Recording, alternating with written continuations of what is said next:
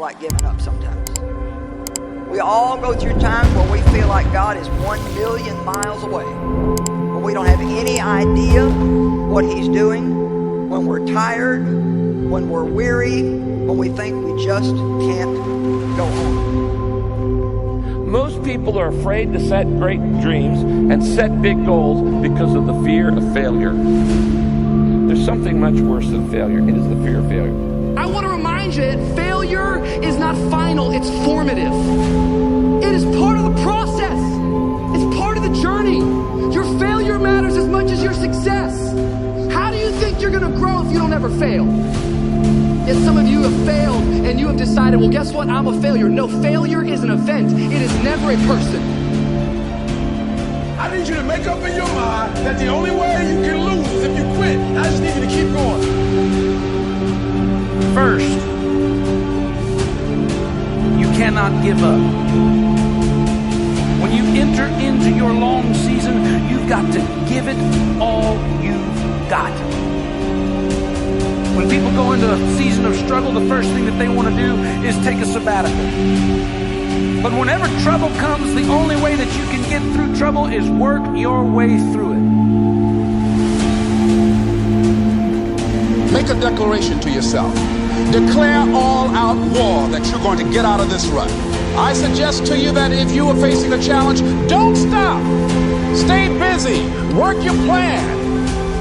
Don't confuse movement with progress.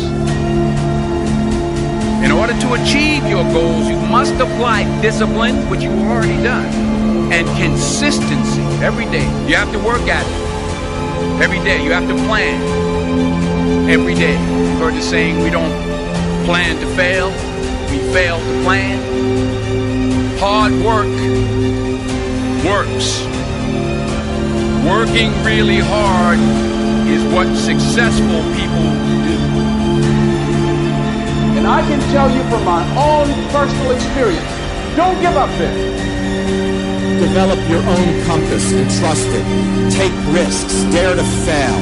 Remember, the first person through the wall always gets hurt. You're going to fall down, but the world doesn't care how many times you fall down as long as it's one fewer than the number of times you get back up.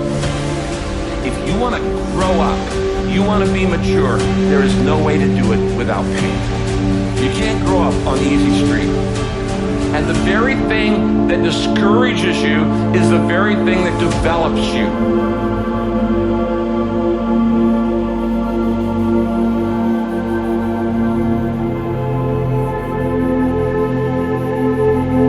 Make one room in your house as beautiful as possible. That's what I'm writing about now. I talked a lot already about the necessity of cleaning your room, which is, in some sense a foolish piece of advice because it seems so obvious, but it's not obvious at all. And you'll find if you try it, especially if you're in a household that's not very functional, that you'll encounter obstacles that you couldn't imagine existed while you're trying to put your life in order. And you can take your surroundings beyond order and move towards beauty, and that's unbelievably useful because, well, beauty calls people to their higher being, I would say, and to make friends with beauty is to introduce yourself very carefully to one of the mysteries of life that make it worth living. We teach things that are generally not taught in school, as I already have said, but I want to talk about another little factor. 90% of the visits to medical doctors are directly or indirectly related to stress. 90%. My stress level, and I face as many deadlines as anybody you know. It's always a book production, a class I'm teaching, a seminar I'm presenting, and each one of them requires time and concentration. Example, how many of you feel like I've made this talk before? Can I see your hand, please? Several hundred times. I made it yesterday. You know what I did between yesterday and today? I spent over 6 hours getting ready for today. You see, I think it would be arrogant if I thought I could stand up and spit it out just because I did it yesterday or hundreds of times. That's arrogance.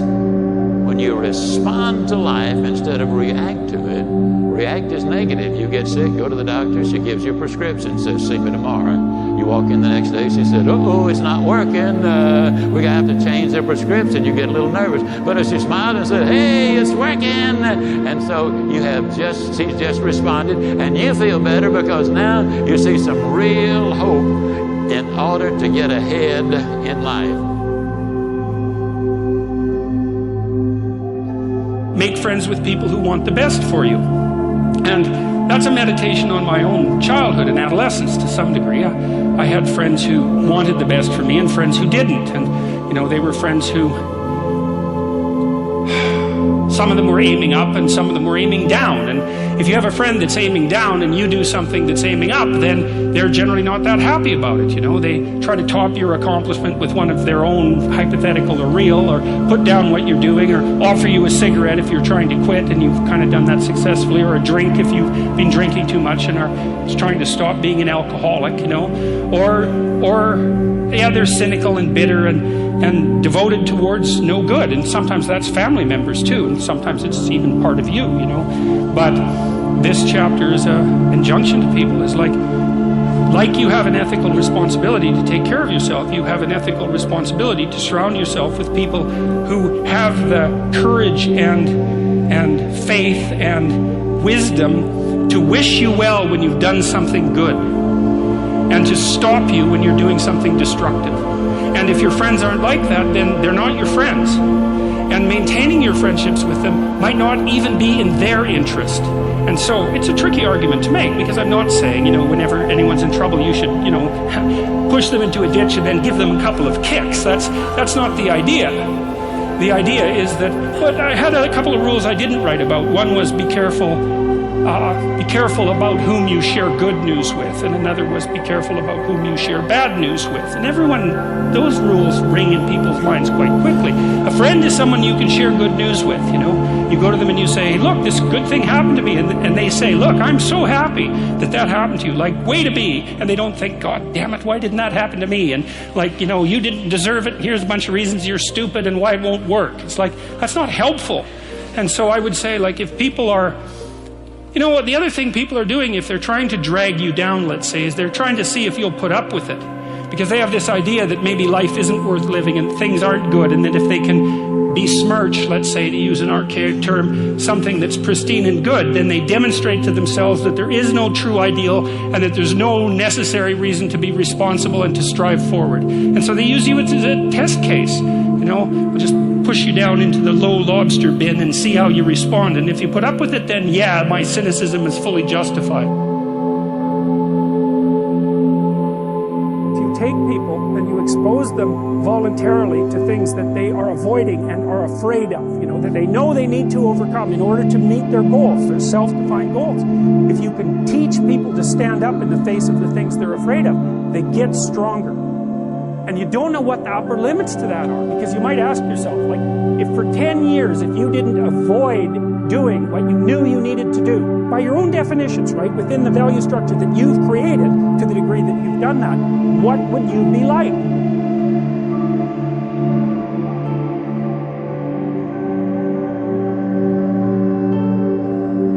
Greatness is not this wonderful, esoteric, elusive, God-like feature that only the special among us will ever taste.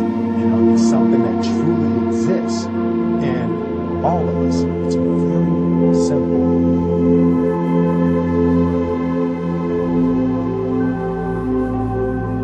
I told myself that this might be your current circumstances, but this will not be how the story ends. All you have to do, E.T., is to survive today. My glory,